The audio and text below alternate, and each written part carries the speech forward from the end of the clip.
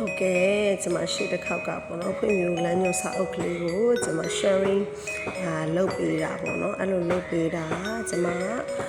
မွေးစားကနေတလားအရွယ်မှာရှိတဲ့ပထမဦးဆုံးကျွန်မဘာလို့လုပ်ပေးရလဲဆိုရင်စက်သားကြီးဖွင့်ပြမှုစက်သားကြီးဖွင့်ပြမှုရဲ့စက်သားရဲ့ဖွင့်ပြမှုရဲ့ပြီးပြီပေါ့နော်အခုတစ်ခါမှာဘာလဲဆိုလို့ရှိရင်ဘာသာစကားပါကျမတို့ဘာသာစကားဆိုတာကနှစ်မျိုးရှိပါတယ်ဘာသာစကားဖွင့်ပြမှုမှာဖြစ်ချင်တာကိုလည်းပြောနိုင်ရမယ်ပြောတာကိုလည်းနားလည်ရမယ်ပေါ့နော်ကျမတို့ပြောတာကိုနားလည်တယ်ဆိုတာကခလေးကအတန်ကြားရင်လှုပ်ဆော်လာခန္ဓာကိုယ်လေးလှုပ်လှုပ်ရှားရှားဖြစ်လာပေါ့နော်ဖြစ်ချင်တာကိုပြောတတ်တာတော့ကူကူဦးဦးဒီမျိုးအတန်လေးတွေစထွက်တာပေါ့နော်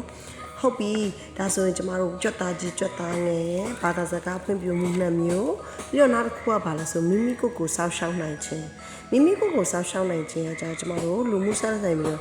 သူကခလေးကပြောရမလို့ဆိုရှင်ကျမတို့မွေးစားနေပြီးတော့ကျမတို့ဒီတလအရွယ်မှာပေါ့နော်မွေးစားကနေစပြီးတလအရွယ်မှာဆိုရင်ကျမတို့ခလေးကကိုယ်လာပြီးမြူတဲ့လာပြီးပြောတဲ့သူရဲ့မျက်နှာလေးကိုတစ်စက္ကန့်လောက်သူကြည့်ရမယ်ပေါ့နော်ကြည့်နိုင်ရမယ်ပေါ့ဒါမျိုးဆိုလို့ရှိရင်ဒါကကိုယ့်ရဲ့ကလေးကပြောမဆိုလို့ရှိရင်တော့ကိုယ့်ရဲ့ baby လေးကပုံမှန်ပဲပေါ့အဲ့လိုမှမဟုတ်ဘူးအဲ့ဒါလေးတွေကကြတော့မလုပ်သေးဘူးဒီချိန်ရေးဆိုပြောတဲ့အခါမှာလဲစိတ်မပူပါနဲ့ကျမတို့အ ਨੇ ဆုံးအခုဒီဖွင့်ပြမှုတွေပြောတဲ့စီမှာအ ਨੇ ဆုံး3လလောက်တော့ကျမတို့နောက်ကျခွင့်တော့ရှိတာပေါ့ဒါပေမဲ့3လထက်ကျော်ရင်တော့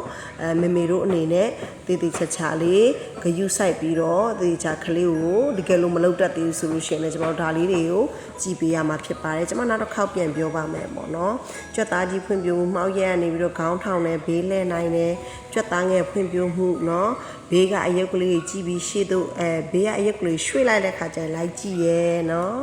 ပြီးတဲ့အခါမှာနောက်တစ်ခုကကျတော့ကျမတို့ဘာသာစကားပြောတာကိုနားလည်မယ်အတန်ကြားရင်လှုပ်ရှားခန္ဓာကိုယ်လှုပ်ရှားတတ်မယ်ပြီးကူအတန်လေးတွေထွက်တက်လာပြီဟုတ်ပြီမျက်နှာလေးကို2စက္ကန့်လောက်ကြည့်ဟုတ်ပြီဒါဆိုလို့ဟုတ်ပြီကျမစောစောနာပြောသွားတယ်ပေါ့နော်ဖွင့်ပြလမ်းညွှန်စာအုပ်ကလေးတွေအတိုင်းကိုကျမအခုပြောတဲ့ဟာကတော့တကယ်ကိုလက်လံမမီတဲ့နေရာတွေမသိသေးတဲ့မိဘတွေအတွက်ရည်ရွယ်ပြီးတော့ကျမ sharing လုပ်ပေးခြင်းဖြစ်ပါတယ်ကျမကဒါကိုကျမ challenge ကလေးကိုပေါ့နော်ပုံလေးနဲ့လုပ်ပေးတာကမိဘတွေအနေနဲ့လည်းဖတ်ရလွယ်အောင်သိရလွယ်အောင်လုပ်ပေးတာခြင်းဖြစ်ပါတယ်ဒါလေးကိုမေမေတို့အတွက်အထောက်အကူဖြစ်မယ်လို့မျှော်လင့်ပါတယ်ကျမတို့ချက်ထဲမှာကလေးစိတ်ပညာသူတနာလောက်ကမြောက်နေပြောက်ဖြစ်ပါတယ်ကလေးတိုင်းကပျော်ရွှင်ပြီးကျန်းမာတဲ့စိတ်ခံစားချက်အတွေ့အမြင်နာဂတ်ကများပိုင်ဆိုင်ခြင်းကျမရည်ရွယ်ချက်ပါ